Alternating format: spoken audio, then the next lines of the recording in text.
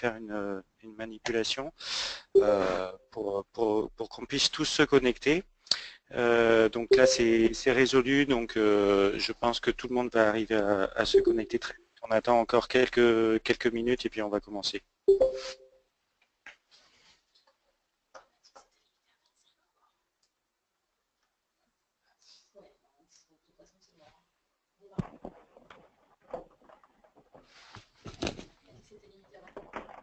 Bon, voilà. Voilà, donc je vous propose de démarrer en espérant que chacun puisse bien se connecter progressivement. Tac. Voilà.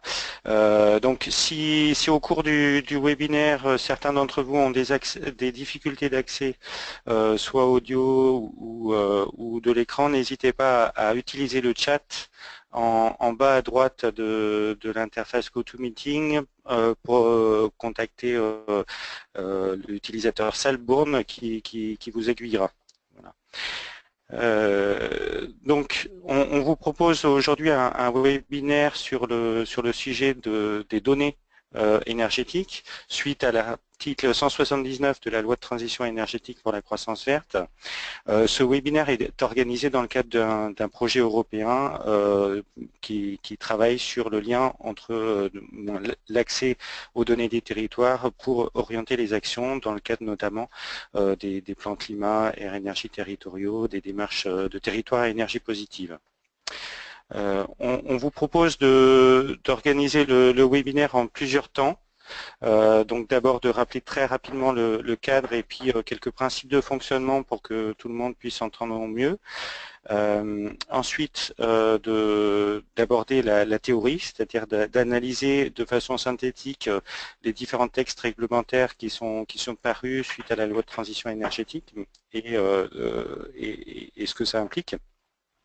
Puis de vous présenter rapidement un cas pratique, c'est-à-dire qu'on a cherché il y a quelques jours à regarder finalement concrètement les données qui étaient mises à disposition suite à cet article de loi et les décrets et de voir dans quelle mesure on pouvait les utiliser. Ça permettra après de discuter ensemble d'orientation finalement pour choisir quelles données utiliser pour quels besoins et de discuter de recommandations ou propositions pour la suite. Donc je vais commencer. Donc effectivement, comme on l'a déjà dit tout à l'heure à ceux qui étaient déjà connectés, on est assez nombreux. Donc si vous pouvez couper vos micros et poser vos questions par chat, ça simplifiera l'écoute de tout le monde. On a prévu de laisser un large temps aux questions. Donc il y aura minimum 30 minutes de questions-réponses à la fin du webinaire, où ce qu'on fera en priorité, on compilera finalement les questions que vous nous avez posées au fil du webinaire dans la partie chat pour effectivement essayer de vous apporter au mieux des éléments de réponse. Alors n'hésitez pas aussi à utiliser cette zone chat pour nous faire des commentaires ou compléter finalement compléter ce qu'on peut dire. Les textes sont parus assez récemment, l'été dernier, les textes réglementaires dont on parle, et les données ont été mises à disposition très récemment. Donc certains d'entre vous ont peut-être avancé plus et peuvent apporter des analyses complémentaires, donc n'hésitez pas. On vous transmettra à la suite de ce webinaire la présentation, tous les éléments qu'on présente ici. Donc on transmettra à la liste des participants qui sont inscrits sur notre site d'organisation de réunion. Donc pour ceux qui ne l'ont pas fait, n'hésitez pas à vous inscrire. Comme ça, vous recevrez effectivement les transparents et éventuellement les suites de ce webinaire. Alors, très rapidement, parce que ce n'est pas l'objet ici, le cadre de ce webinaire, c'est le projet européen Data for Action. J'ai juste mis un transparent sur ce projet pour pas passer trop de temps dessus, simplement pour vous dire que c'est un projet européen qui est porté par Rhône-Alpes Énergie Environnement. Qui va bientôt se terminer, c'est-à-dire en février 2017, et où on a travaillé pendant 3 ans avec différents partenaires européens sur la question des observatoires. Il a permis de créer 7 observatoires en Europe et de renforcer certains observatoires existants comme l'OREGES en région et également de faire des jumelages, des partenariats avec d'autres régions par rapport à leurs observatoires. Je vous invite, pour ceux qui s'intéressent, à consulter le guide, le site Data for Action. Donc on a mis le lien et simplement pour vous informer que la conférence finale du projet a lieu aux Assises européennes de la transition énergétique la semaine prochaine avec la diffusion notamment d'un guide sur l'accès aux données. Voilà. Une petite précaution, tout ce qu'on pourra dire dans le cadre de ce webinaire n'engage évidemment que Rhône-Alpes Énergie, ni la Commission européenne ou les autres partenaires du projet Data for Action, ni les partenaires et les pilotes impliqués dans l'OREGES. Voilà. Donc, on va passer au cadre, la présentation rapide du cadre réglementaire. Donc on parle, vous avez certainement tous entendu parler de l'article 179 de la loi de transition énergétique. On a essayé ici de remettre les différents textes qui étaient liés à cet article. Donc effectivement le premier point c'est cet article bien évidemment et après il y a 4 textes réglementaires qui sont en lien et qui finalement précisent les éléments. Donc il y a un premier décret qui est important, dont on a beaucoup parlé, qui est relatif à la confidentialité des informations détenues par les opérateurs et les gestionnaires de réseau, de transport ou de distribution, et qui en fait assouplit les obligations de confidentialité des gestionnaires de réseau. Concrètement, ça veut dire quoi? Ça veut dire que les gestionnaires de réseau ne pouvaient pas transmettre aux collectivités des données confidentielles, notamment les informations commercialement sensibles auparavant. C'était notamment le cas dans les transmissions de données il y a encore peu de temps, selon les formats définis notamment suite à la loi Grenelle 2. Les informations commercialement sensibles étaient enlevées des données transmises aux collectivités. Ce décret permet en fait aux gestionnaires de réseau de transmettre ces données-là, sans risque juridique. Alors, on y reviendra. Ça assouplit les obligations de confidentialité pour les gestionnaires de réseau qui peuvent transmettre les données aux collectivités. Se pose après la question de la rediffusion de ces données. Et c'est un point d'attention sur lequel on reviendra. Le deuxième décret, il précise finalement le contenu, les échéances, plutôt le contenu, le format des données mises à disposition. Donc voilà, je vous incite à aller le voir pour plus de détails. On va présenter des éléments synthétiques après, mais donc c'est ce décret 2016-973 qui finalement précise la répartition sectorielle, l'échelle géographique, le découpage par énergie, etc. Des données qui sont effectivement mises à disposition. Un troisième texte, un arrêté du même jour, fixe les modalités de transmission. Donc là, on précise un peu plus le format des fichiers, le calendrier des transmissions. Cet arrêté précise finalement les éléments qui sont donnés dans le décret d'avant. Voilà. Et un dernier texte réglementaire de ce paquet de 4, c'est finalement un arrêté qui est relatif au registre national des installations de production et de stockage d'électricité, qui voilà, qui précise effectivement les informations qui vont être rendues publiques. C'est pas encore le cas, sauf erreur de notre part, dans le cadre du registre national des installations de production et de stockage d'électricité. Alors, au-delà de la loi de transition énergétique pour la croissance verte, il faut voir qu'on est quand même dans un contexte un peu plus général. Et qu'on a également d'autres lois qui ont des impacts. Hein. Il y a bien sûr les lois de NOTRe, les lois MAPTAM, etc.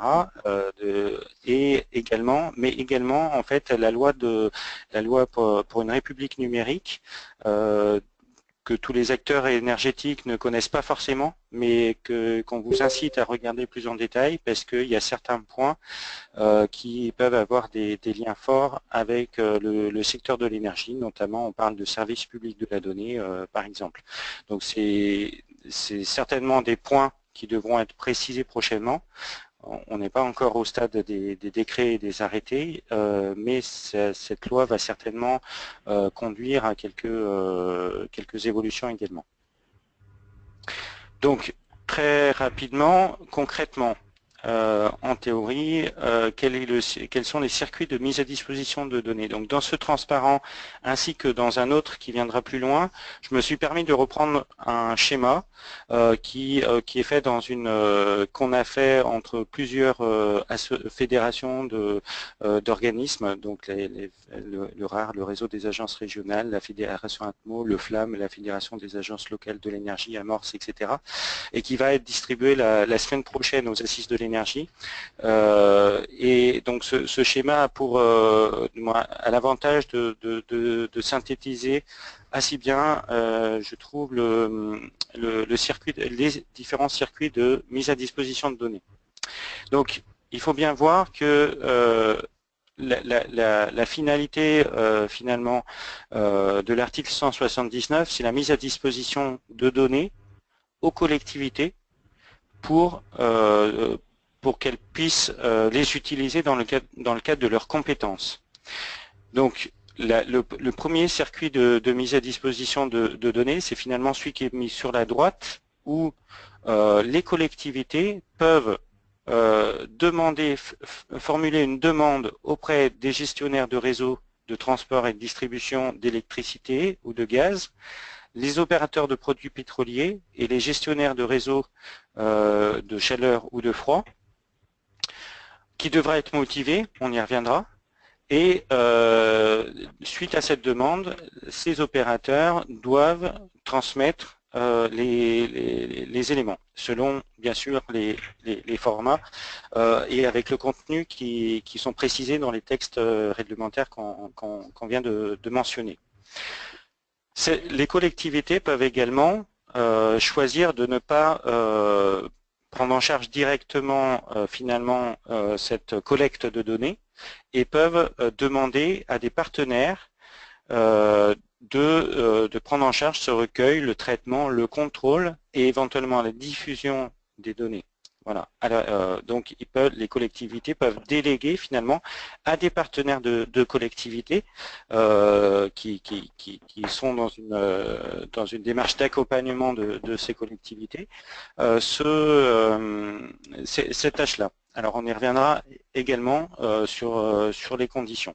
Donc ça c'est effectivement une transmission sur demande qui est faite, donc toutes les collectivités participantes peuvent formuler des demandes, si vous le souhaitez, aux opérateurs et avoir les données, sauf erreur de ma part, le délai indiqué dans les textes est de 2 mois à vérifier, je dis ça de mémoire, mais donc ça permet d'avoir les données assez vite. Voilà. Un autre canal de diffusion des données, c'est finalement la transmission périodique. Donc les différents opérateurs mentionnés dans le bas du schéma doivent transmettre au début de l'été, chaque année, les éléments qui sont cités dans le décret au service statistique du ministère, donc le SOES. Et ce ministère diffuse ensuite publiquement les données après traitement, c'est-à-dire qu'après suppression notamment des données confidentielles. Donc on a bien deux cas différents. Dans le cas de la partie droite du schéma, les collectivités ont accès aux données confidentielles, les informations commercialement sensibles. Dans le cas de gauche, la diffusion publique a enlevé les données confidentielles. Donc on verra après, ça reste du coup des données qui sont entre guillemets à trous, c'est-à-dire que les données confidentielles sont masquées. Voilà. Ce schéma n'inclut pas, ce schéma est simplement une interprétation des textes réglementaires, des décrets et des arrêtés. Il ne reflète pas aussi d'autres circuits de mise à disposition de données qui se sont de fait mis en place. On le verra, les différents gestionnaires de réseau notamment ont pris l'initiative également de développer des portails open data et de mettre directement les données diffusables publiquement à disposition via ces portails Open Data. Voilà. Donc, un point important, quand on est sur le premier cas, où moi, collectivité, je demande aux opérateurs de gestionnaires de réseau, aux autres opérateurs, des données. Il faut motiver la demande. C'est-à-dire qu'il faut montrer que la demande qui est faite des données, c'est au titre de certaines compétences. Alors il peut s'agir de différentes compétences, des compétences relatives à l'aménagement et à la gestion des territoires, l'élaboration de SCOT, de PLU, la gestion de l'urbanisme plus globalement. Des compétences liées à la planification et au suivi des démarches climat, air, énergie, comme les schémas régionaux climat, air, énergie, les futurs SRADET, schéma régional d'aménagement, de développement durable et d'égalité des territoires, les PCAET, plans climat, air, énergie territoriaux, etc. Ça peut être aussi dans le cadre de compétences de distribution, production et maîtrise de l'énergie, que ce soit le cas d'autorités concédantes, d'exploitants d'installations de production, de collectivités ayant la compétence de réseau de chaleur ou de froid par exemple, et ça peut être également dans le cadre de compétences au titre de la précarité énergétique, par exemple le département qui est chef de file de l'action sociale ou les communes ayant un CCAS, un centre communal d'action sociale sur leur territoire. Donc dans une collectivité, en faisant la demande, doit de faire un courrier en disant au titre de cette compétence et des éléments cités dans le décret qu'on a présenté précédemment, je vous demande les données selon le format qui sont précisés dans les décrets arrêtés. Voilà. Donc cette demande doit bien être motivée. Alors, on revient sur la question des données confidentielles. On a beaucoup entendu parler, suite à la loi de transition énergétique, du fait que les ICS, les informations commercialement sensibles, étaient levées. Donc pour mémoire, les informations commercialement sensibles, pour simplifier, c'est le cas où par exemple sur des données de consommation d'énergie du secteur industrie sur un territoire, on n'a qu'une grosse ou deux grosses entreprises et que c'est la consommation correspondante correspond à la majorité, donc plus de 85% de la consommation du territoire considéré. Ces informations sont commercialement sensibles, c'est-à-dire que le fait de fournir information permet souvent d'avoir une information sur l'activité économique de l'acteur industriel et de ce fait, elles ne peuvent pas être diffusées n'importe comment. Donc, comme on l'a vu, les gestionnaires de réseau, grâce au premier décret qu'on a mentionné, peuvent maintenant transmettre ces données confidentielles aux collectivités. Alors on attire votre attention sur le fait que la rediffusion de ces données par les agents des collectivités qui reçoivent ces données-là n'est pas totalement clarifiée d'un point de vue juridique. Donc on vous conseille d'être prudent sur ce point-là. Ce n'est pas parce que les gestionnaires de réseau vous ont transmis des données confidentielles que vous avez le droit de les rediffuser. Voilà. Et il faut bien voir que d'ailleurs, effectivement, les données diffusées publiquement par le service statistique du ministère ou les gestionnaires de réseau sur les portails Open Data ne contiennent pas ces données confidentielles. Il y a bien une raison derrière. Donc ça reste des données entre guillemets à trous où les données confidentielles sont masquées. Donc oui, il y a eu un progrès au sens où dans un certain cadre, les collectivités peuvent avoir accès aux données des ICS, mais d'une part, attention à la rediffusion, et d'autre part, ce qui est disponible publiquement ne comprend pas forcément les ICS. Alors, on verra, du moins, au cas par cas, peut y avoir quand même certains nouveaux éléments distribués. Ça dépend aussi de l'interprétation juridique, je veux dire, de chacun des opérateurs. Un autre point, donc, grosso modo, facilitation quand même d'accès d'un point de vue général aux informations commercialement sensibles, ce qui est par contre apparu au cours de ces derniers temps par la loi de transition énergétique et les décrets et arrêtés correspondants, c'est de nouvelles contraintes, entre guillemets, sur les données à caractère personnel du secteur résidentiel. Donc il faut bien voir que progressivement, les données distribuées ne seront plus au niveau commune ou IRIS, donc partie infracommunale, mais progressivement au niveau des bâtiments.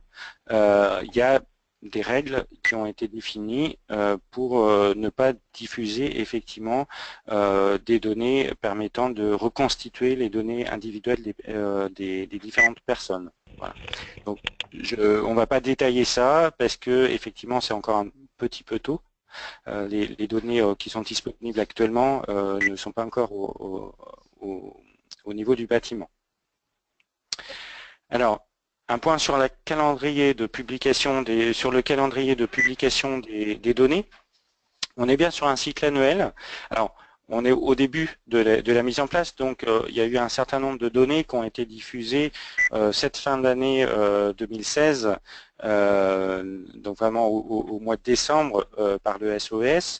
Par exemple, ce qui est prévu, c'est que ces données-là, elles soient diffusées par le SOS au 1er septembre chaque année et qu'elles concernent les données de l'année précédente. C'est-à-dire qu'au 1er septembre 2017, d'après les textes, le SOS devrait mettre à disposition des données 2016. Donc on a une fréquence d'actualisation assez intéressante. Et pour ça, effectivement, le SOS reçoit les données des gestionnaires de réseau le 30 juin de l'année correspondante. Voilà. Alors, effectivement, les données qui sont mises à disposition sont de plus en plus précises. Donc c'est la deuxième illustration qu'on a repris du document dont on a parlé tout à l'heure, hein, qui sortira la semaine prochaine, et qui synthétise assez bien, à notre sens, la mise à disposition progressive des données. Pour chaque type de jeu de données qui est mentionné dans les décrets ou les arrêtés, on a effectivement différentes dates de mise à disposition, suivant d'une part le niveau de détail, c'est-à-dire qu'on va commencer à avoir des données au bâtiment, consommation annuelle par bâtiment et nombre de points de livraison à partir de 2019. Premièrement, donc on va de plus en plus à une échelle de plus en plus fine. Et deuxièmement, suivant aussi le type de gestionnaire de réseau ou d'opérateur qui va mettre à disposition ces données. Au départ, on va avoir plutôt d'abord les données pour les gestionnaires de réseau de distribution de plus d'1 million de clients, par exemple, et puis progressivement des données pour les réseaux de distribution ayant moins de clients, et puis pour tous les opérateurs. Donc quand on analyse ce tableau, on voit que grosso modo en 2020-2021, toutes les données listées dans les décrets et les arrêtés devraient être mises à disposition sans exception. Et effectivement, d'ici là, c'est progressif. Voilà. Alors, sans rentrer forcément dans le détail, donc on est bien sur des consommations annuelles. Par secteur d'activité, alors c'est peut-être un des points qui n'apparaît pas bien encore dans ce tableau. Les secteurs d'activité qui sont pour l'instant classiques, hein, résidentiel, tertiaire, agriculture, etc., vont être progressivement précisés pour travailler par code NAF ou regroupement de code NAF. Voilà. Donc on aura bientôt plus de précision sur effectivement le périmètre exact des activités, ce qui permettra de, en croisant avec d'autres données, d'être sûr de comparer des choses qui ont lieu sur le même périmètre et donc d'être plus précis par exemple sur la répartition entre tertiaire ou industrie ou la prise en compte ou non du secteur de l'énergie dans les bilans de consommation. Voilà. On a donc ces données de consommation progressive, donc elles sont pour l'instant par iris, elles seront bientôt au niveau des agrégats résidentiels et des bâtiments. Pour l'instant, il s'agit de données à climat réel et on aura une information sur la part thermosensible finalement des données gaz et électricité à partir de 2018 progressivement, ce qui permettra de comparer ces données-là avec des données à climat normal.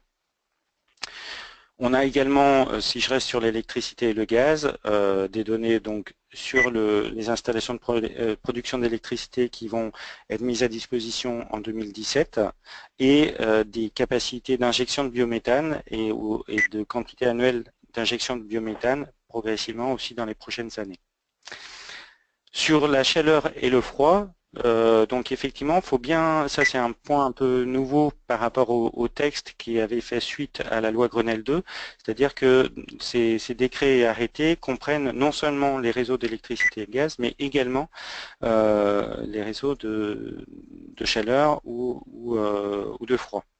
Donc la mise à disposition se fait également progressivement, mais donc c'est bien inclus et ça inclut également des informations sur les produits pétroliers.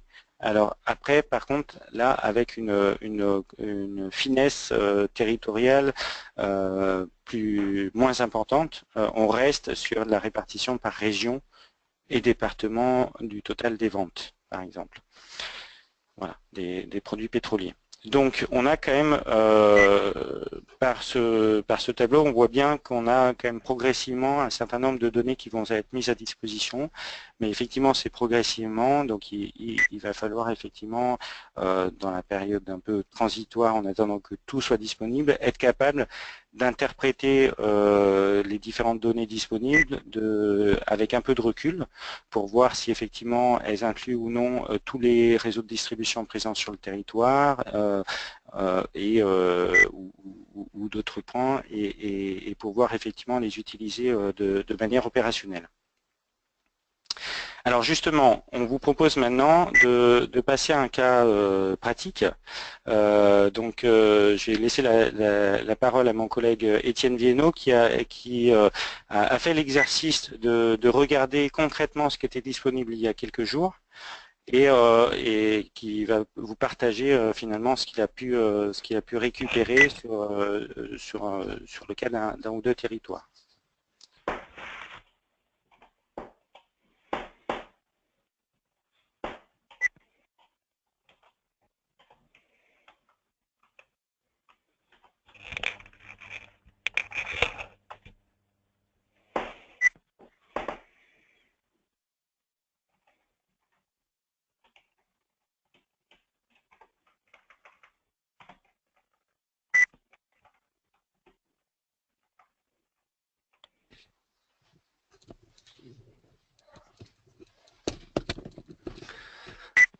Allô, oui.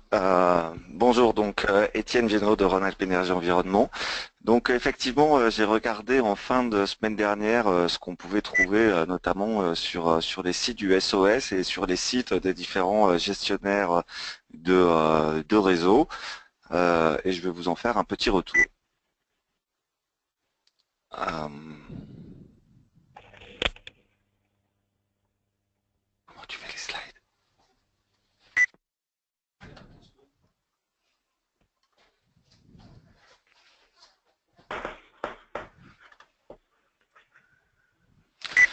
Oui, excusez-moi. Donc, les données sont disponibles sur le site du SOS. Je vous ai mis le lien, comme ça vous pourrez y accéder directement. Ce sont des données qui sont disponibles au format CSV, facilement transformable en format Excel. Euh, donc, de manière générale, sur les données qui sont au SOS, les données, pour l'instant, qui sont diffusées viennent jusqu'à 2015, hein, donc elles sont diffusées depuis vraiment la fin de l'année 2016.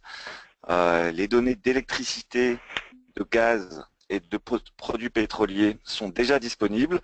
Les données concernant les réseaux de chaleur et de froid vont arriver un petit peu plus tard. Pierrick vous a déjà un peu parlé du périmètre de ces données.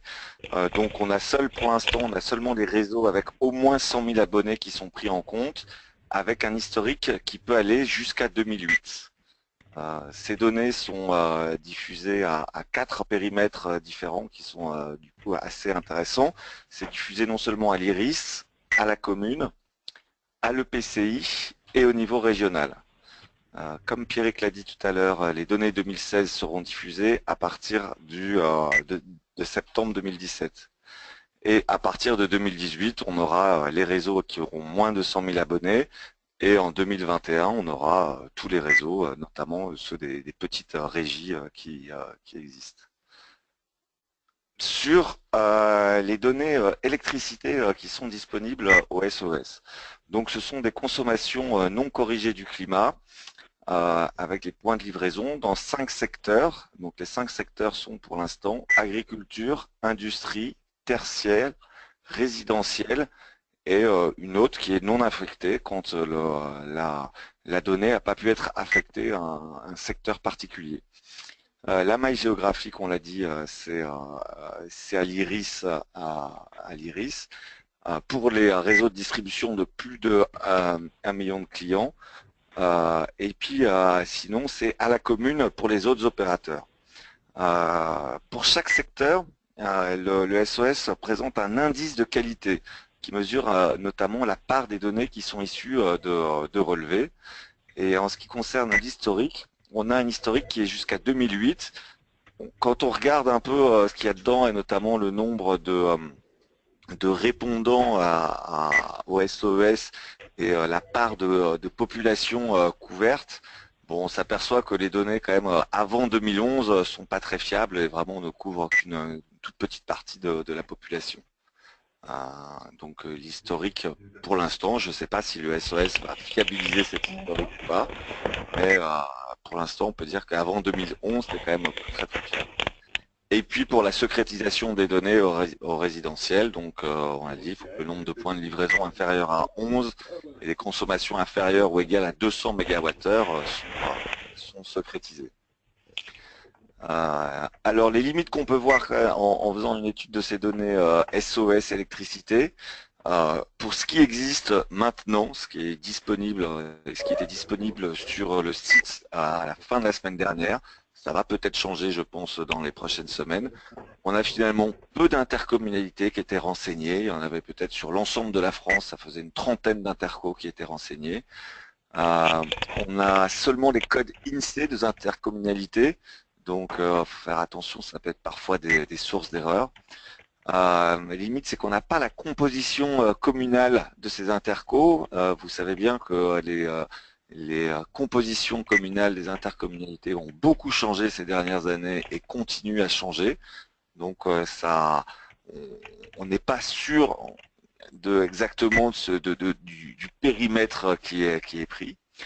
Bon, les données à l'IRIS, c'est très intéressant, c'est précis, mais pour pouvoir reconstituer une commune, notamment une grosse commune avec l'IRIS, ça demande quand même un certain traitement informatique.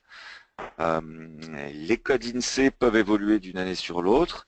Et puis, eh ben, quand on a une intercommunalité qui a évolué en termes de nombre de communes, voire de fusions, on a finalement un historique qui n'est pas forcément exactement sur le même périmètre. Donc il faut faire un peu attention à ça. On s'aperçoit que quand même il n'y a pas beaucoup de données qui finalement ont été renseignées dans ces tableaux. Je pense que le SOS avait une obligation de commencer à diffuser des données et qu'il va falloir quand même un petit travail aussi au sein du ministère pour se mettre en marche et pouvoir améliorer la qualité des données diffusées. Je pense qu'ils vont s'améliorer peu à peu. Là, on est vraiment au tout début du processus. En ce qui concerne les données du gaz au SOS, donc c'est assez proche de l'électricité. Ce sont des consommations non corrigées du climat sur les 5 secteurs, donc agriculture, industrie, tertiaire, résidentielle et non affectée. La maille géographique est la même, donc l'IRIS pour les gestionnaires de réseaux de distribution avec plus d'1 million de clients et pour les gestionnaires de réseaux de transport de gaz, et à la commune pour les autres opérateurs. Idem, on a un indice de qualité qui est présenté, qui mesure la part des données qui sont issues d'un relevé, et un historique qui va jusqu'à 2008. Quand on regarde là encore le nombre de répondants et la population qui est couverte, bon, les données avant 2010 elles sont quand même pas très fiables. Et donc jusqu'à à partir de 2010 ça va. Avant, bon, c'est encore un peu limité. Et la secrétisation des données pour le résidentiel est la même que pour l'électricité, en termes de nombre de points de liaison et de consommation inférieure à 200 MWh. Les produits pétroliers disponibles au SES, donc on a une répartition par région et département. Ça n'ira pas plus bas que le département, donc pas possible de travailler à la maille de la commune ou de l'intercommunalité.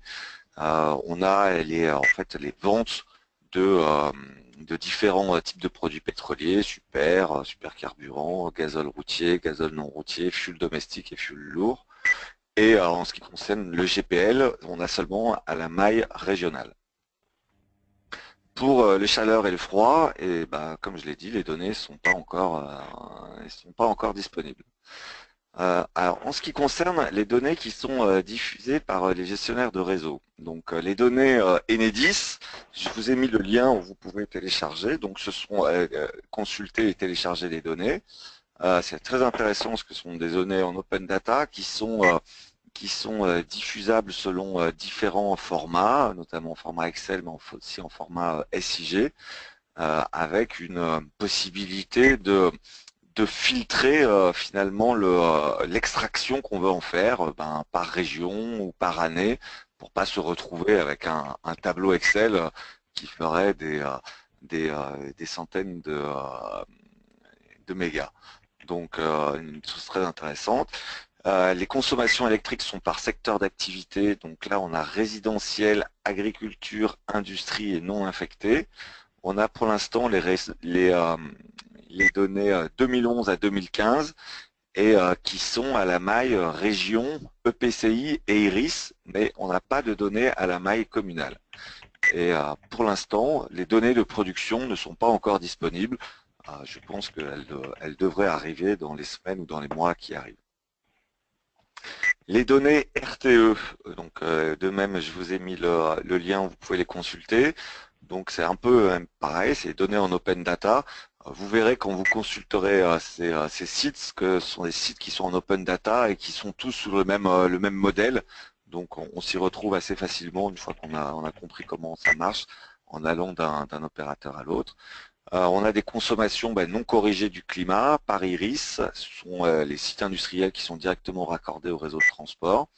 On a un historique qui va de 2012 à 2015 et on a quelques données de production alors qui sont plutôt en fait des données de puissance par filière qui sont raccordées directement à RTE et qui sont à la maille IRIS. Voilà. On n'a pas de production, c'est vraiment une puissance raccordée. Les données GRDF qui sont disponibles. Donc on a une évolution par année depuis 2010. Les secteurs concernés sont résidentiels, tertiaire, industrie, et puis agricole, et puis non infectés. On a des consommations de gaz en mégawattheure avec des nombres de points de livraison. Et les données, là, ne sont disponibles uniquement à la maille IRIS. Les données GRT Gaz, alors les données GRT Gaz, elles sont disponibles depuis mardi soir sur le site de Open Data GRT Gaz. On a les consommations industrielles par Iris avec un historique qui revient jusqu'à 2008. Et on a des données de puissance d'injection biométhane qui sont à la maille régionale. Bon, de toute façon, c'est une filière qui est encore pas énormément développée. Il n'y a pas énormément de points d'injection. Ce qui va venir et ce qui simplifiera peut-être pour tout le monde, c'est que à moyen terme, toutes ces données seront disponibles sur un seul site internet qui sera open.data.energy. Donc ça permettra de pouvoir faire des extractions et de seulement naviguer sur un seul site. J'ai fait une petite étude de cas sur la métropole de Lyon pour essayer de voir un peu quelle différence on pouvait avoir entre les données Oreges et les données qu'on trouve pour l'instant, qui je pense vont quand même évoluer chez non seulement au SOS et puis chez les distributeurs d'énergie. Donc, bon, vous avez à l'écran les données à climat réel de l'OREGES parce que pour bien pouvoir les comparer avec les données à climat réel des gestionnaires de réseau.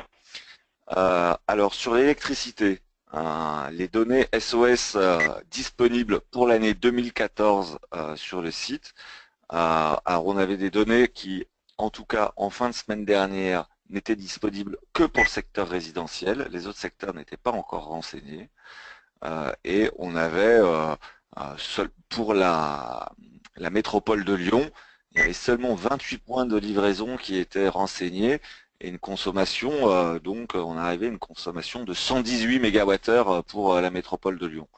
Donc bon, on voit bien que il y a une petite marge de progression sur la qualité des données. Et je pense que le SOS est en train de travailler là-dessus, mais pour l'instant, les données sont inexploitables pour l'instant. Il faut, je pense, attendre un peu qu'ils se mettent en ordre de marche. Alors, les données Enedis, on a pour l'instant des données assez différentes. Je vous montrerai le tableau sur le slide d'après, notamment sur l'industrie. Alors là, il y a peut-être une question probablement une question de périmètre sur le secteur de l'industrie. On a des données, je dis par rapport aux données OREGES, et des données qui sont différentes, moins différentes, mais quand même différentes sur le tertiaire et résidentiel. Par contre, quand on fait la somme des deux, résidentiel et tertiaire, on arrive à un niveau qui est assez proche de ce qu'on peut trouver au sein de l'OREGES. Et puis les données RTE, on a seulement ceux qui sont raccordés directement. Donc en faisant une petite synthèse, on voit que sur l'électricité, sur la métropole de Lyon, en utilisant les données OREGES, on est à 10 104 MWh, tout secteur confondu. Les données Enedis ne donnent que 6 887 au total sur la métropole de Lyon. Et donc, vous voyez les différences entre le résidentiel, on a quand même 1000 MWh en plus côté Enedis par rapport à l'OREGES, et on en a 500 de moins en Enedis par rapport au tertiaire. Surtout la grosse différence étant sur l'industrie, donc avec Enedis qui a vraiment une petite valeur sur l'industrie. Quand on rajoute les valeurs de RTE, pour essayer de reconstituer ce secteur industriel qui serait alimenté et par Enedis et par RTE, on est quand même encore loin du chiffre OREGES. Donc on ne s'explique pas encore pour l'instant toutes ces différences, on est en train d'explorer. On va travailler avec ces gestionnaires, etc., pour bien comprendre qu'est-ce qu'il y a derrière ces données. Donc en résumé, les données SOS sur le gaz, elles sont assez inexploitables, un peu pour les mêmes raisons que pour l'électricité. Les données GRDF sont disponibles seulement à la maille Iris. Et donc finalement, ça demande quand même un peu de travail de pouvoir reconstituer un territoire aussi grand que la métropole de Lyon en n'ayant que les iris, parce qu'il faut bien les identifier, etc. et que sur la métropole de Lyon, il doit y avoir une soixantaine ou une 80 iris. Donc c'est un petit travail. Et les données GRT Gaz, quand j'ai fait ce slide, j'ai marqué qu'elles étaient bientôt disponibles, mais ça y est, elles le sont depuis mardi soir. J'ai pas encore pu les exploiter pour ça. Donc en général, on peut dire que pour l'instant, les gestionnaires et le ministère se sont efforcés de respecter les échéances réglementaires qui étaient pour la fin de l'année ou début 2017, que les plateformes sont au point en termes de diffusion de données sur des plateformes open data, mais que bah, notamment au niveau du SOS, il y a encore je pense que le ministère est vraiment en train de travailler sur fiabiliser la qualité de ces données et qui sur et pour les données des gestionnaires de transport et de distribution, il va falloir que ben, nous, on va prendre contact avec eux pour voir exactement ce qu'il y a derrière, si on est bien sur les mêmes périmètres, etc., pour comprendre effectivement s'il peut y avoir des petites différences, ou peut-être que bah, dans leur circuit de remontée de données, peut-être que tout n'est pas remonté. Voilà. C'est à explorer. Bah, merci pour votre attention. Je repasse la parole à Pierrick pour la troisième partie de ce webinaire qui va essayer de nous expliquer bah, comment s'y retrouver là-dedans. Merci. Voilà, donc effectivement, on arrive à la fin de la présentation. La partie est plus rapide parce que effectivement, la mise à disposition de ces données est quand même très récente. Donc voilà, certains jeux de données ont été effectivement mis à disposition il y a 2 jours. Donc on est vraiment au démarrage. En parallèle donc des derniers éléments que je vais présenter, je vous incite fortement à faire part de vos questions par le chat pour que nous puissions après essayer d'y répondre d'ici midi et demi. Et voilà. Donc comment s'y retrouver finalement, quelles données utiliser pour quels besoins. Au-delà du fait qu'effectivement, comme l'a dit Étienne, il y a certainement une phase un peu de mise en route qui est un peu compliquée et que voilà, il y a certainement des choses qui vont s'améliorer fortement très vite sur les nouvelles données mises à disposition. Finalement, quand est-ce qu'il faut utiliser tel ou tel jeu de données, comment s'y retrouver.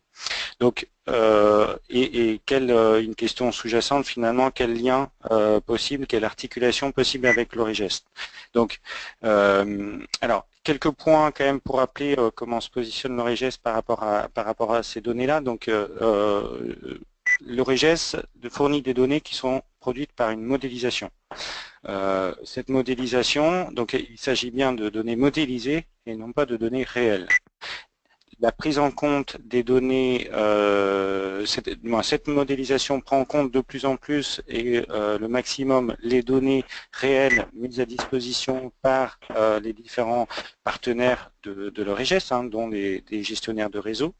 Et on s'est rendu compte au final que, sauf quelques exceptions, c'est le cas notamment un peu sur les résidentiels où on peut faire un peu un vrai bouclage, on ne peut pas faire forcément de vrai bouclage, c'est-à-dire on ne peut pas corriger les données issues de la modélisation directement par les données réelles, parce que où on corrige d'un côté, on introduit plus de biais de l'autre. C'est-à-dire que si je vais corriger les données 2014 par exemple, je vais induire un biais important sur les données 90, où on n'a pas forcément les mêmes valeurs, et donc quand on regardera l'évolution, finalement l'évolution ne voudra plus rien dire. Ou pareil, si je vais corriger sur le tertiaire, je vais introduire un biais de fait sur le résidentiel ou voilà. Et donc, on a choisi plutôt une approche où on compare régulièrement les résultats de la modélisation avec les autres données réelles qu'on peut avoir pour identifier des pistes d'amélioration du modèle. C'est le cas, notamment, un exemple qui est quasiment d'actualité avec le froid ambiant en Auvergne-Rhône-Alpes. Il y a quelques années, on s'était rendu compte qu'effectivement, on avait une différence assez importante sur la consommation d'électricité pour certaines communes en Savoie et Haute-Savoie. Et en fait, en regardant un peu plus en détail, on s'est rendu compte que c'était les stations de montagne et qu'effectivement, on modélisait très mal ou quasiment pas à ce moment-là la consommation d'électricité des remontées mécaniques. Donc en fait, on a identifié ça, on a ajouté ça dans la modélisation et maintenant le biais est plus faible. Et de proche à proche, chaque année, on essaye de regarder finalement les communes pour lesquelles, les communes ou les secteurs ou les usages ou les énergies finalement pour lesquels les écarts sont plus importants, de trouver des pistes d'amélioration et d'améliorer la modélisation. Voilà. Donc la modélisation, elle permet, l'avantage c'est d'essayer de générer des données sans trou, c'est-à-dire que même si on n'a pas des données réelles pour chaque année, là Étienne refaisait le point sur les données mises à disposition, voilà, on n'a pas forcément toutes les années, etc. Même si on a des données qui sont parfois masquées, même si on n'a pas forcément de données de produits pétroliers à la commune, etc. L'intérêt de la modélisation permet de recalculer finalement un film complet de données, à la fois d'un point de vue historique, à la fois sur les secteurs, à la fois sur les usages, etc. Même si on a été obligé ces dernières années de masquer encore des données qu'on diffusait pour respecter des clauses de confidentialité des données qui nous sont mises à disposition. La modélisation permet aussi d'avoir des clés de lecture complémentaires, notamment l'analyse par usage, qui est pour l'instant pas présente dans les données issues de l'article 179. Voilà. Par contre, actuellement, l'Eurégest ne prévoit pas de diffuser des données à un niveau plus fin qu'au niveau communal ou arrondissement pour Lyon par exemple. Donc pour l'instant, la décision n'est pas prise de diffuser par IRIS et encore moins par bâtiment. Donc, l'Eurégest ne pourra pas répondre à tous les besoins à court terme ou à moyen ou long terme. Voilà. Donc, le tableau qui est présenté ici fournit quelques pistes de réflexion. Encore une fois, on est là pour en discuter. Finalement, sur les avantages, donc c'est la première ligne, et les inconvénients des différents jeux de données. Finalement, dans 3 cas, la première colonne, quand vous, collectivité, vous faites la demande au gestionnaire de réseau. La deuxième colonne, quand vous exploitez les données qui sont mises à disposition publiquement par le SOS, les gestionnaires de réseau distribution ou les gestionnaires de réseau transport. Et troisièmement, les données mises à disposition par l'Eurégest. Donc, grosso modo, dans les 2 premiers cas, les 2 premières colonnes, on a comme avantage que c'est des données potentiellement plus fines, hein, par IRIS et par bâtiment, alors que nous, on ne prévoit pas de diffuser ça. Et un deuxième point, c'est que les données sont disponibles plus rapidement, c'est-à-dire qu'à priori, mi-2017, ou en 1er septembre 2017, vous avez à disposition des données 2016 sur votre territoire. Alors que nous, on est plutôt sur un décalage de 2 ans au niveau de l'Eurégest. L'avantage aussi, quand vous faites la demande directement au gestionnaire de réseau, c'est que vous avez accès à des données confidentielles. Voilà. Par contre, effectivement, comme inconvénient, quand vous avez des données confidentielles, faites attention finalement à la responsabilité que vous prenez en rediffusant ces données. Les données qui sont mises à disposition, soit par les gestionnaires de réseau, soit directement, soit sur les sites open data, etc., il faut quand même passer du temps à les retraiter, à les assembler. On a d'un côté l'électricité, de l'autre côté le gaz, et puis même à chaque fois transport et distribution. On n'a pas forcément les autres énergies, donc il faut les compiler pour faire une analyse plus globale. Donc c'est sur ce point-là que l'Eurégest a un avantage dans la mesure où il compile les données tous secteurs, toutes énergies et fournit des clés de lecture. Voilà. Par contre, comme on disait, pour l'instant, on ne met pas à disposition un niveau plus fin que la commune et également, pour l'instant, certains territoires d'Auvergne n'ont pas accès voilà, aux différentes données. L'Eurégest est en cours en mouvement, on va dire, pour produire des données sur l'Auvergne et pour pouvoir les diffuser en 2017, mais pour l'instant, c'est pas le cas. Donc, un enjeu, selon nous, c'est finalement, comme de toute façon, l'Eurégest ne répondra jamais à toutes les demandes, à tous les besoins, d'essayer d'articuler les différentes approches. Si vous avez à travailler par bâtiment, pour un PLH, pour une approche fine de la précarité énergétique, etc., vous allez utiliser d'autres données que celles de l'Eurégest. Par contre, ces données-là, elles vont être diffusées, elles vont être peut-être croisées à un niveau plus global avec des données qui sont produites dans le cadre des PCAET ou des démarches TEPOS ou des SCOT, des PLU, etc., pour lesquels potentiellement les données de l'ORIGES peuvent être utilisées. Et donc, la question est posée, hein, elle est complètement ouverte. Je pense que ça sera un des enjeux dans les prochaines années de trouver en fait des manières d'avoir une cohérence, une articulation entre les différentes approches de quantification pour faire attention que quand les données produites sur une base très micro à un niveau communal, par exemple, soient cohérentes avec les données produites dans le cadre de l'ORIGES, par exemple. Voilà. Alors, comme on vous disait, on est vraiment au début, je pense, d'une nouvelle période. Quelques recommandations et propositions. Donc, déjà, quelques recommandations pour l'utilisation des données. Le premier point, c'est de prendre du recul sur les données obtenues.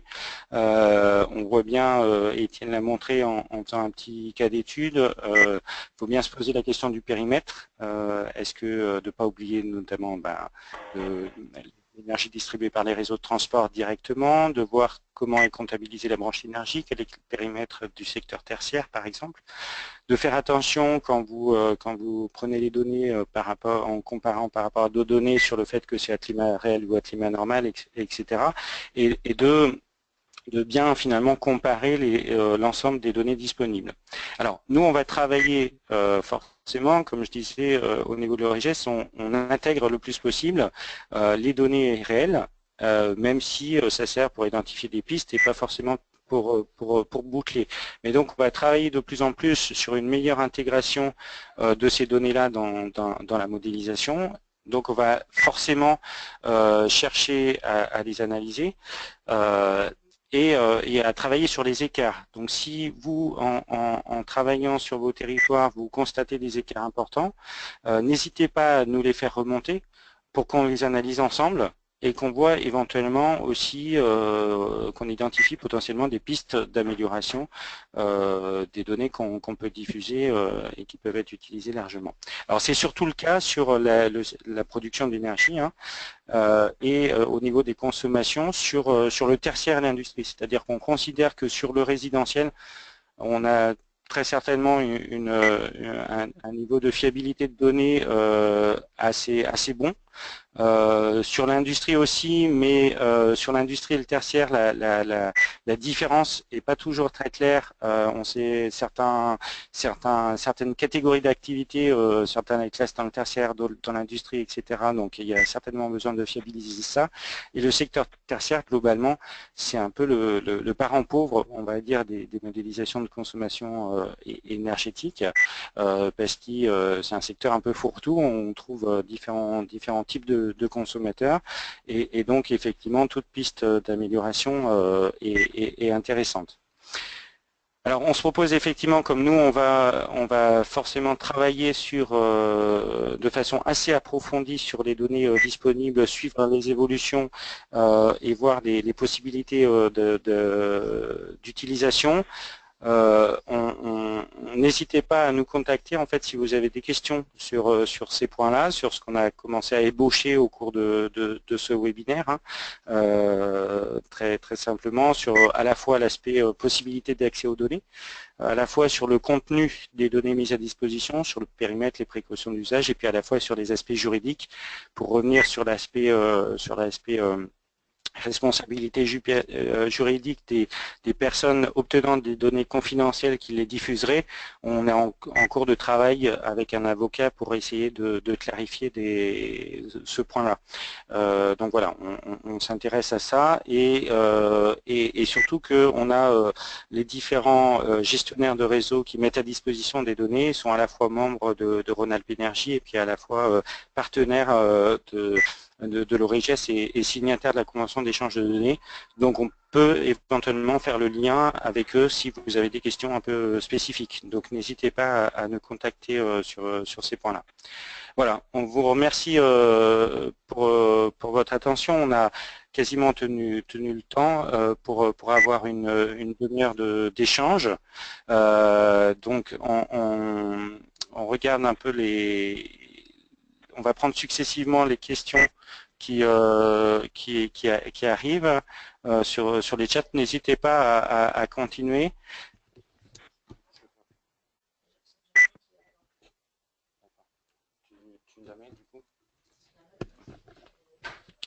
Donc, alors, je vais essayer de ne pas en oublier, et puis de toute façon, sinon on répondra après. Alors, et puis parfait. Donc voilà, Yolande Rabot donc a compilé les questions, très bien. Donc c'est parfait. Alors, à qui pourrait être déléguée la récupération et l'analyse des données par les communes? Donc effectivement,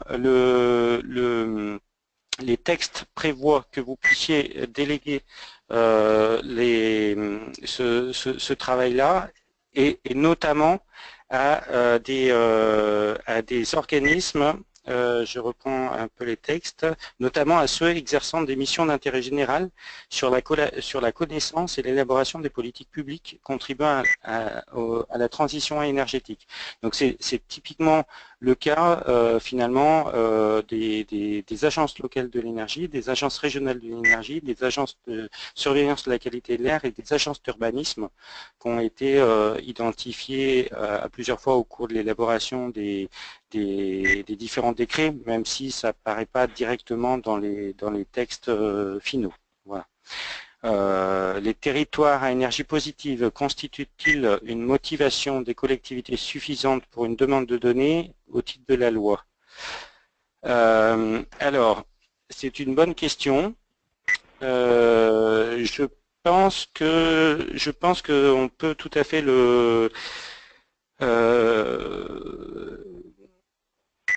il faut certainement, à mon avis, réutiliser en fait des compétences qui sont en fait des collectivités qui constituent les territoires à énergie positive. D'accord. Donc des différentes EPCI notamment qui constituent les territoires à énergie positive, s'appuyer sur ces compétences-là pour justifier de la motivation d'avoir accès aux demandes de données. Voilà. Donc par exemple les EPCI à fiscalité propre au titre de la délégation des aides publiques en matière d'habitat public et privé, les EPCI les EPCI éventuellement départements au titre des personnes publiques en charge de l'efficacité énergétique, etc. Il y a un certain nombre de cas, de compétences qui sont cités en fait dans les textes auxquels il faudrait, à mon avis, mais n'hésitez pas à réagir, se raccrocher pour faire cette demande au titre des collectivités qui constituent le territoire à énergie positive. Savez-vous comment sera présentées les consommations collectives, électricité des parties communes et chauffage en pied d'immeuble, résidentiels ou syndic de copro considérés comme des entités tertiaires? Non, j'avoue que je ne sais pas, j'interroge de regard des collègues aussi. Mais de toute façon, les données des bâtiments vont être du coup accessibles à partir de 2019 et progressivement, donc en fait c'est plutôt globalement sur l'ensemble des gestionnaires de réseau par exemple, ça sera à partir de 2021 si on considère tous les cas. Donc j'imagine que ça sera peut-être un peu précisé d'ici là, mais j'avoue qu'on n'a pas la question pour l'instant. Alors sur les différentes questions qui sont posées ici, ce qu'on vous propose, c'est là on réagit à chaud. On essaiera quand même de se renseigner et de faire un retour en fait aux personnes qui ont posé la question. Pour l'écart sur le résidentiel, cela ne vient-il pas du fait que le secteur résidentiel regroupe l'ensemble des consommations inférieures à 36 kVA, qu'elles soient à usage résidentiel ou professionnel? Donc effectivement, c'est très probablement ça. Et c'est pour ça qu'au niveau globalement du secteur des bâtiments résidentiels et tertiaires, si on agrège les deux, on avait des choses beaucoup plus cohérentes. Et encore une fois, peut-être que il y a la frontière entre le tertiaire et l'industrie pouvez expliquer le solde des différences qui restent. En fait, la présentation avait aussi pour but à titre pédagogique, de vous montrer que c'est pas forcément simple de se repérer dans ça et qu'il faut faire attention au périmètre. Voilà. Mais effectivement, je rejoins cette remarque. C'est très certainement lié notamment à ça. Voilà. Est-ce que les collectivités avec lesquelles vous travaillez comprennent les décalages entre modèles et données réelles? Ont-elles compris l'intérêt des modèles version données réelles? C'est pas à nous de savoir, c'est-à-dire que nous on essaye d'être le plus pédagogique possible et de répondre le plus possible aux questions. C'est aussi le but de ce webinaire, justement de prévenir entre guillemets un peu des questions sur les différences qui peuvent exister. Je pense que le fait que de plus en plus de données soient maintenant accessibles, ça va effectivement faire émerger un certain nombre de questions. Et donc on a un enjeu fort de communication et de discussion avec les différentes collectivités pour avancer sur ça. Voilà. Comment connaître la part de consommation d'énergie liée aux remontées mécaniques d'une station sur une commune ou une EPCI? Alors sur ça, on répondra après. C'est peut-être un point annexe par rapport au sujet du webinaire. Donc on vous fera passer des éléments pour pouvoir se concentrer un peu plus sur le sujet propre du webinaire. Alors, réexpliquer la question de secrétisation du secteur résidentiel. En fait, ce qu'il faut bien comprendre, sans là aussi rentrer complètement dans le détail, parce que ça va apparaître progressivement, ce qu'il faut bien comprendre, c'est qu'avant, en fait, on a beaucoup parlé des informations commercialement sensibles. Le but, c'était pas de pouvoir identifier la consommation d'un industriel, pour simplifier. Voilà. Et bien là, c'est un peu pareil au niveau des différents consommateurs du secteur résidentiel, c'est-à-dire que le but, c'est de ne pas pouvoir retrouver la consommation d'un particulier ou d'un consommateur d'un bâtiment. Voilà. Alors, du coup, il y a eu autant sur les informations commercialement sensibles, il y avait des règles, notamment des règles liées au secret statistique, etc., qui existaient depuis longtemps. Il y a notamment qui sont mentionnés dans le guide de la CNIS, Commission nationale d'information statistique. Donc des éléments de connaissance qui existent depuis pas mal d'années sur ça, et donc on a des règles qui étaient claires. Moins de 3 établissements, plus de 3 établissements, que la consommation d'un industriel ne représente pas plus de 80 ou 85% du total, etc. Autant sur le résidentiel, la question s'est posée finalement au cours de l'élaboration des décrets et des arrêtés, et a fait l'objet de discussions assez poussées entre les différents participants à ces discussions, que ça soit le ministère, que ça soit la CRE, que ça soit la CNIL, la Commission nationale informatique et liberté, que ce soit les opérateurs gestionnaires de réseau, que ce soit les représentants de collectivités, directement ou par des associations. Donc il y a eu pas mal d'échanges, de groupes de travail, etc. Et au final, il en est ressorti une règle qui dit, la limite, c'est de mémoire de 200 MWh et 10 points différents. Ce qui veut dire qu'effectivement, si on est sur une consommation d'un bâtiment correspondant à moins de 200 MWh, on diffusera pas cette donnée,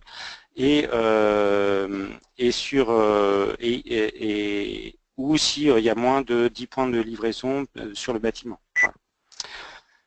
Donc là encore, on refournira une réponse plus détaillée par écrit. Est-ce possible d'avoir des données sur la nature des productions d'énergie sur un territoire, notamment par d'hydroélectricité produite par énergie renouvelable, panneaux solaires et aussi production d'énergie via réseau de chaleur, bois énergie. Alors effectivement, donc il y a deux choses, c'est-à-dire que si on les différents acteurs qui travaillent déjà sur ces données depuis un moment, notamment dans le cadre de l'ORIGES, mais il y a d'autres acteurs, des agences locales ou autres, peuvent déjà produire des données actuellement.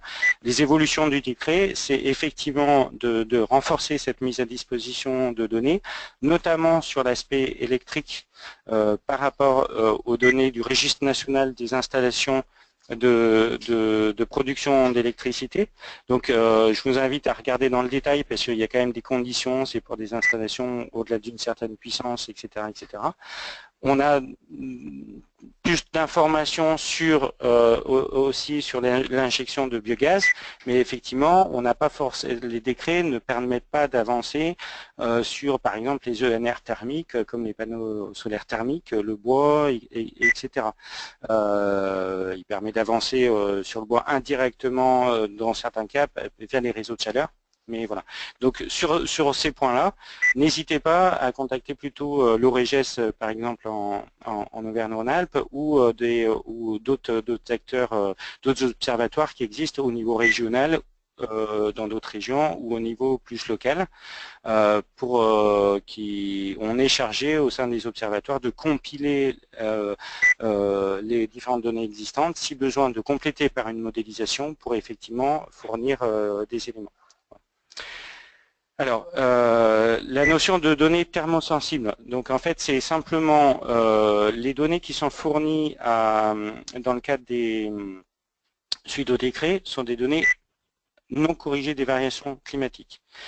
Et donc effectivement, quand vous allez comparer sur la base de ces données-là des évolutions d'une année sur l'autre, ces évolutions, une des causes des évolutions peut être le fait que la rigueur de l'hiver était plus importante une année par rapport à l'autre. Et donc vous avez consommé plus d'énergie pour le chauffage qu'une autre année.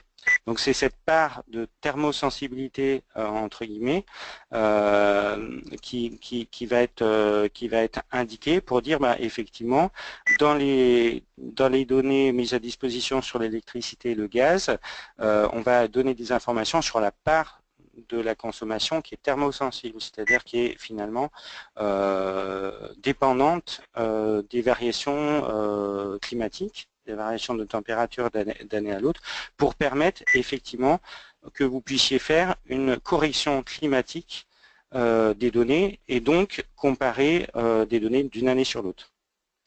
Voilà.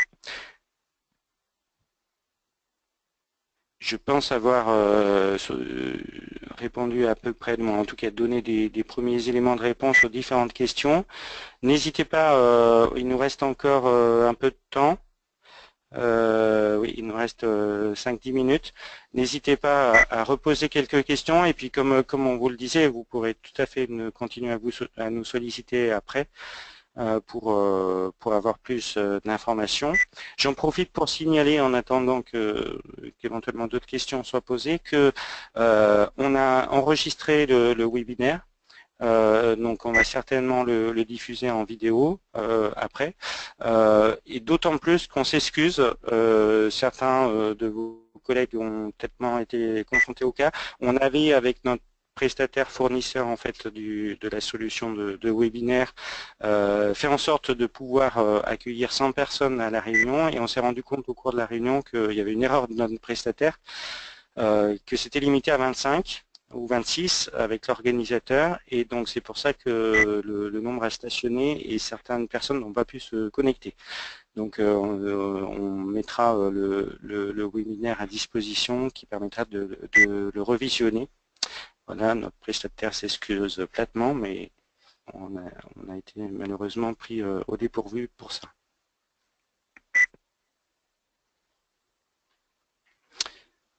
D'autres questions ?